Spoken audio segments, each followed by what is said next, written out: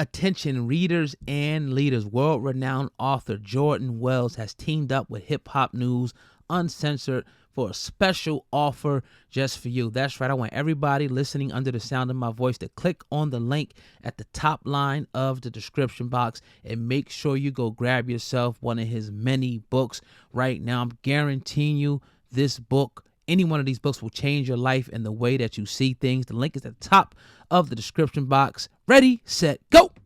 Interested in promoting your brand, business, or talent on Hip Hop News Uncensored? Hit me up right now at advertise@hiphopun.com. Oh God, let's start with DMX, man. Yeah.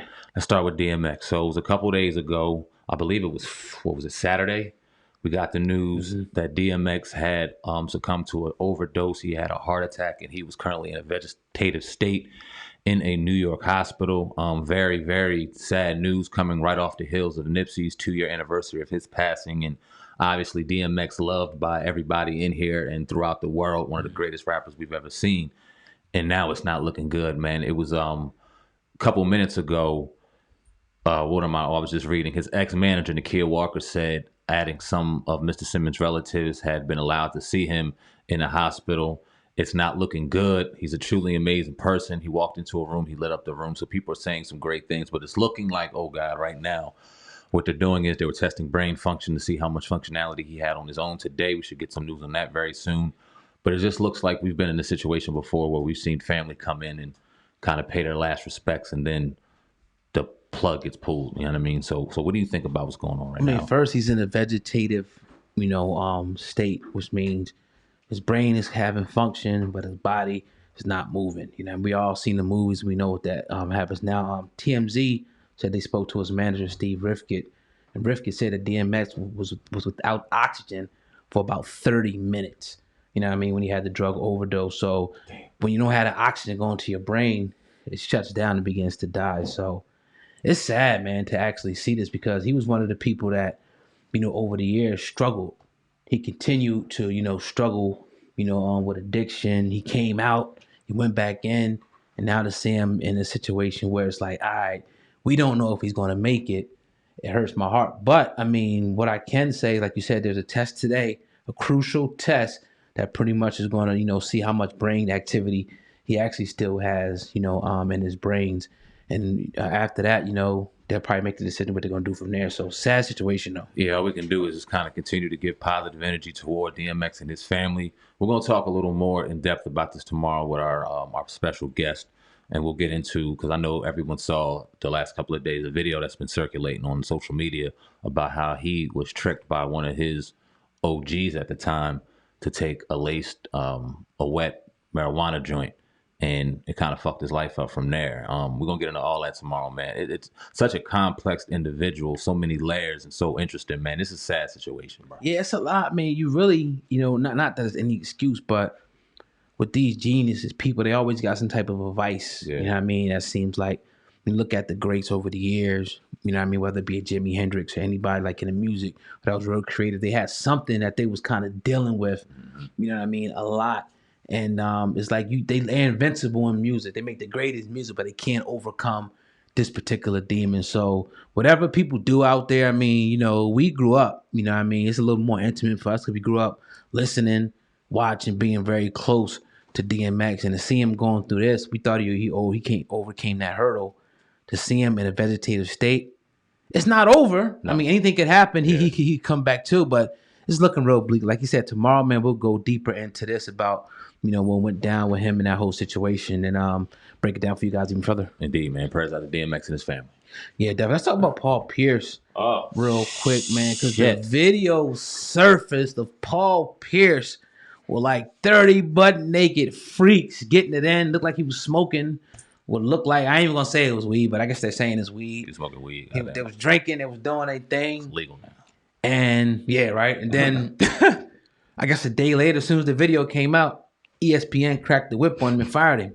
What's your thoughts on that? Oh man, Paul Pierce. Dog, listen. One of my fondest memories of Paul Pierce was 2002. I'm sitting in high school, Old Crest High School with Summer, and I'm watching the NBA playoffs, and I'm watching Allen Iverson 76ers against Paul Pierce's Boston Celtics.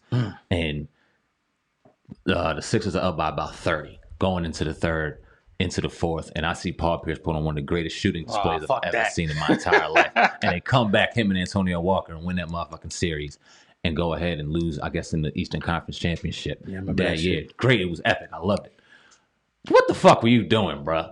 Now listen, smoking weed and chilling with some beautiful ladies, half naked, dancing around is no crime to me. Right.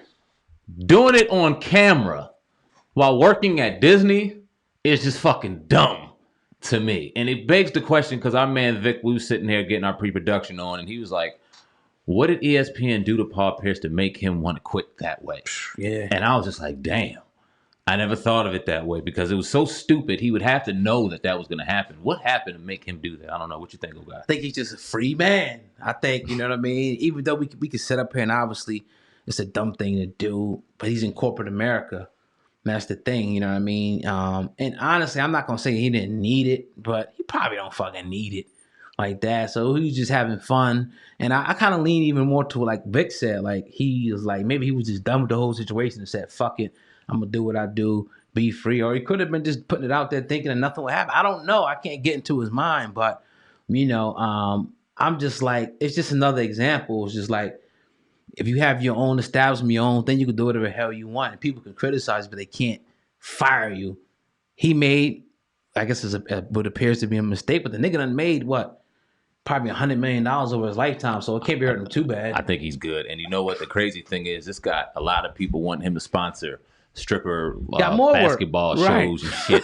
He's about to be good, bro. They're gonna have him smoking weed and talking shit. Like, he's gonna be all right. He was probably done. It was funny as hell to see, though. Yeah, I mean, but my thing to me is just like, I know other people, this is what men do. 20s, 30s, this is what men do. Now, 40s. It's a broadcast, maybe not, you know what I'm saying? But it's just like, man, I think ESPN went a little bit too far. Now, with the weed thing, may have been the straw that broke the camel's back. But as far as the strippers and stuff like that, like, come on, man. Like, this is what men do. If they could promote, you know, Cardi B's music, Meg Thee Stallion's music on these same airwaves and these same channels, why can't we see a straight man with women? Because we look like we got control over this shit. And we're not allowed to control it anymore. Okay? You know the day and age we live in now. We can't do shit out here. Nothing. And, man, look. Sound too much like slavery to me. For who though? Just men in general, black men. Who's being enslaved? I damn sure understand. It's warfare going on. When you you're scared to do something that you would naturally do because of a check. You know what I mean? That to me is like a corporate type of slavery. It's like the NFL. Yeah. I mean, if me and you got on there and did it, nothing would happen. We might hear something